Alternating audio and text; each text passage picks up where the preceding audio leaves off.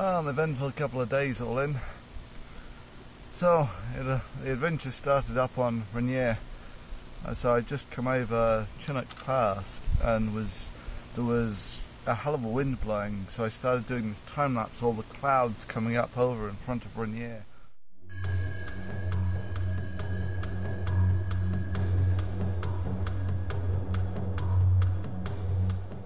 Which looked fantastic. Which is when the camera died again. Fortunately, I bought this one from Best Buy, and I figured that it'd only been a couple of weeks since I bought the thing, so I just take it back, another one. And thankfully, and I do mean thankfully, I'm sort of back in civilization again. Seattle is a really quite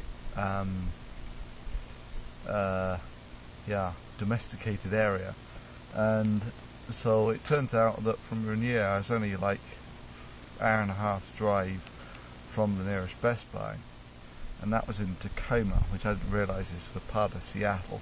It's a big metropolis type place.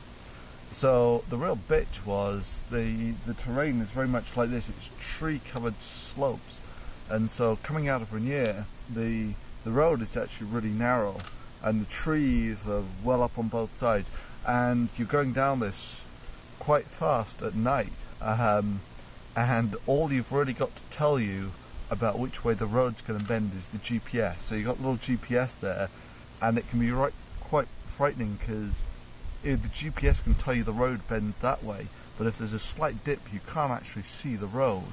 So and of course, a fraction of a second out of it and you're off in the trees.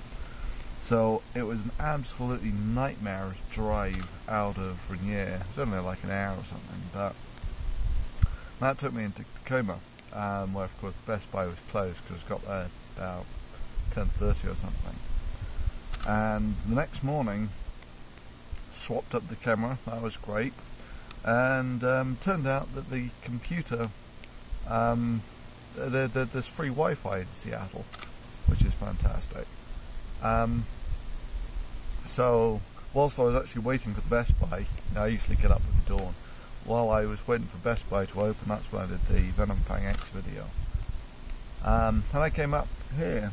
I wasn't actually planning to come up into the Olympia Peninsula at all, but by the time you're in Tacoma, you're like halfway there, and you're only like another hour, 2 hours drive from here, which is Hurricane Ridge, where you get this spectacular view of the Olympia Mountains.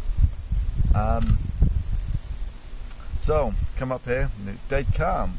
It's great, considering it's Hurricane Ridge. Perfect conditions to fly the plane. And I've actually been up here before, so I know it's spectacular at both sunset and sunrise. And so I thought, right, well, the time lapse of sunset.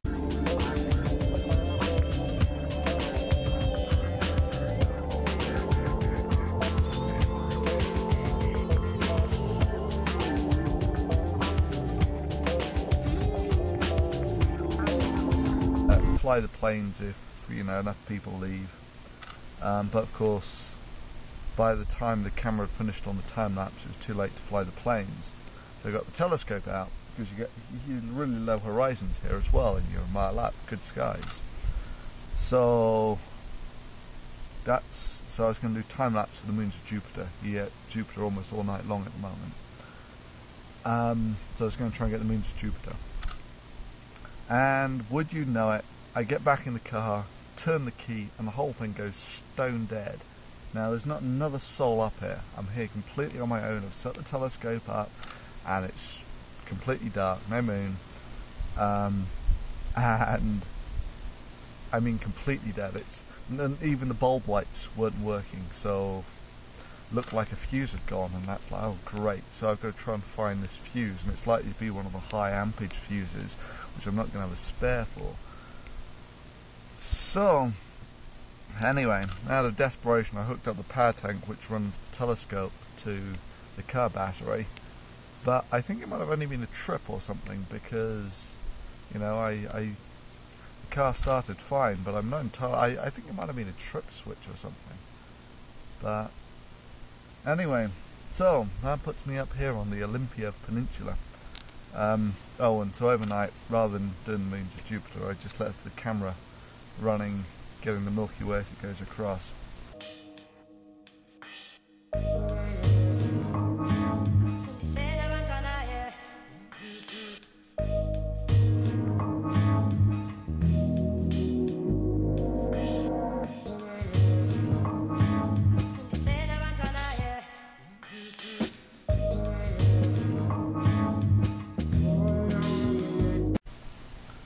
But unfortunately, I sort of woke up in a bit of a dream and sort of stopped it halfway through. So what I really got was the Milky Way and Jupiter going across, and then the moon coming up and lighting up the mountains. But I stopped it. I shouldn't have stopped it. But I was sort of asleep at the time, sort of sleepwalking, which is... Anyway, so... from this you can gather that this is a rather a minute-to-minute existence. Something can happen that can completely screw you over in the turn of a key. You know, the car is completely dead.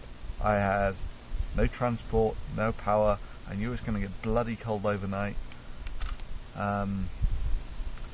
So, I mean, much though I appreciate all the offers of dropping in and seeing people and the such like, if you were to ask me 2 days ago if I was going to be here, I would have said no. So it really is, you go where opportunity takes.